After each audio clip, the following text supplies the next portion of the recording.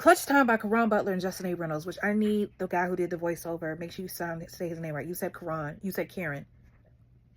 It's Caron. Okay. So I'm realizing more and more. Quick digress.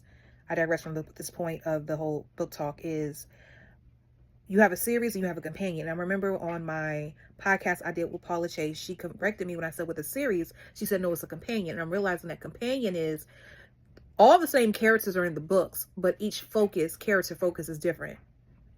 So when you're dealing with the first book, which I'm mad that is So Done, that's the name of the book. So Done, that deals with Mila and Tay. Then Doughboys deals with Rolly and Simp.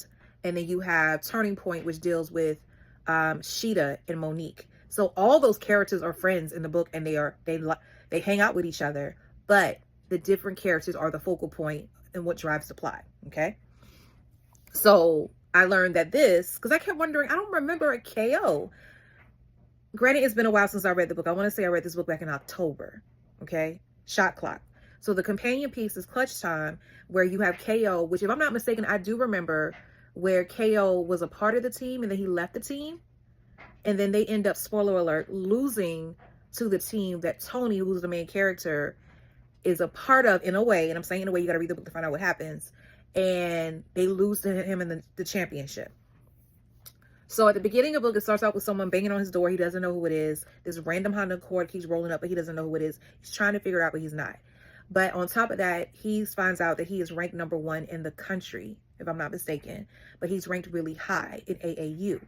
He's 14. He feels some type of way because I'm ranked, but yet we didn't win the national championship. And it amazes me. At the end of the day, you are not guaranteed to keep the #1 spot unless you're willing to work for it. Because someone always wants your spot. Only one person can be #1. Let's be honest.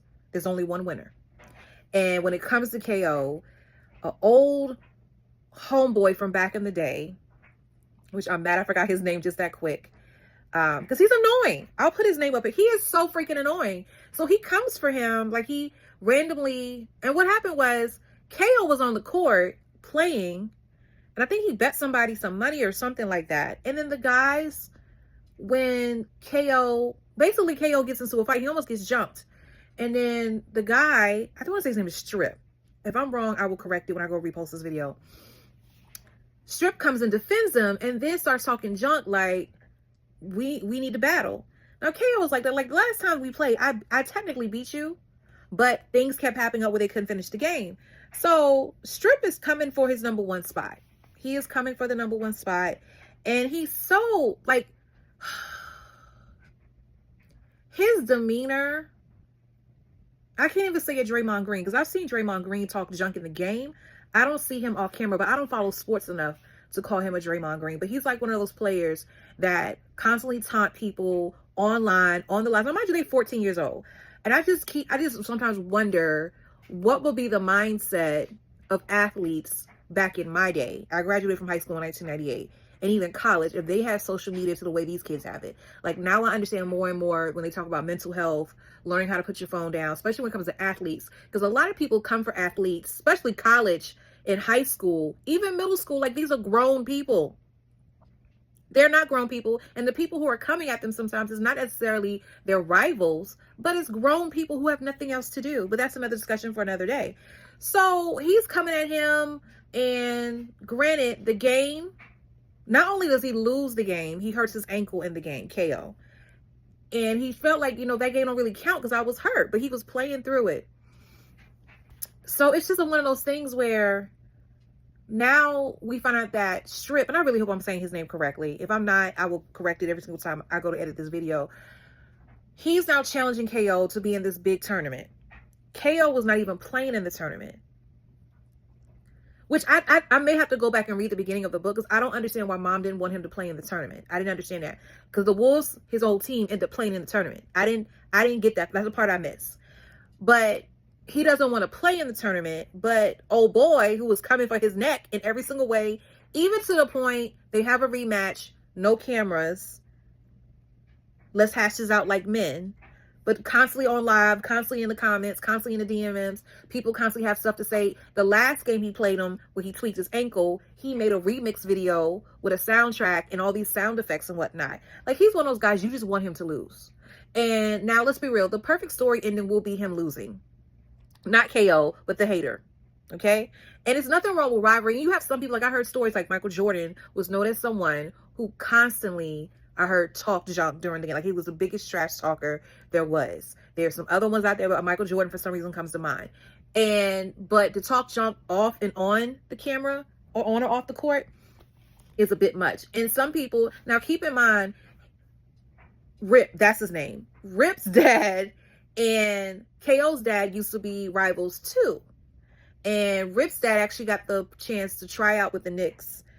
Didn't make it. He played for them for 10 days, and he's been playing overseas. And that's where Ripp has been. All of a sudden, he's over here making a lot of noise.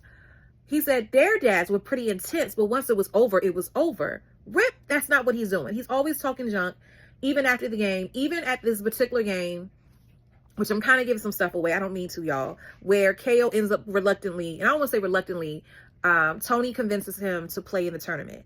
And he ends up, Ripp is on the sideline talking mad junk. Like, shut up. Shut up. Like, I never was a fan. And as a matter of fact, I was thinking about that today of all times. I don't know. Reading these stories make me flash back to when I played sports. And for those of you who don't know, I ran track 8th grade up until my senior year. We were the state champions, the first ones to bring a state championship to Ridgeview, 1997 and 1998, when we were very young, 3A state champion girls. And I can't remember if that was our junior or our senior year. But there was a particular school, I'm not going to talk junk. I really want to say the name of the school so bad, but I don't want anybody in my comments and somebody to come from that squad and say something. But there was a particular school, and the only reason why I knew the school was talking junk is because at the time I was dating a guy who attended the school. And he's like, yeah, our girls seem to, they gonna wax your behind, and da-da-da-da. Now, mind you, this was the same squad. They weren't in our region, and I don't even think they were in our division, because I think they were 4A and we were still 3A. But we would play in meets like Spring Valley had a huge meet. It was called the Taco Bell meet back in my day, but it's called something else now. And we won that meet 2 years. If we didn't win it, we got a second place. I want to say this place called Watauga, which is down there in Mount Pleasant area or whatever. They were from whatever they were from. They would always come in first. I don't know where those girls came from, but we would come in second. And that particular school was way down the roster. Like, I was like, they didn't even place in the Taco Bell meet. So what are they talking about? Because what happened was we were at the Volunteer Classic, which was at Tennessee State. Oh, no, Tennessee, the Volunteers. And I was just like, how you talking, Chucky? You're losing. Like, I don't understand. Now, granted, Ripp hasn't lost to him. Ripp beat him. Okay, the first time. Then they're going to play again. And I have a feeling it's going to be in Ripp and this team playing in the finals. Ideally, you would think Ripp is going to lose because you want the hater to lose. But the perfect twist will be Ripp ends up winning. And will KO lose his spot as being number one? That will be a awesome turn of events, because not every story has to have a happy ending. So of course I will update y'all when I finish it. I love now, one thing I don't deal with that I feel like that's a spoiler alert. I don't want to give it away, but something very traumatic is not really the word. It's shocking, it's rattling, and it's hard for KO to deal with. That when he realizes who has been in this gray car and who's been borderline stalking him. Borderline. Yeah. I think y'all can put 2 and 2 together. So I'll do a separate video out of this one because I want you to go read the book. So, because I'm definitely not going to post this in real time. And I'll make sure I post them way apart from each other.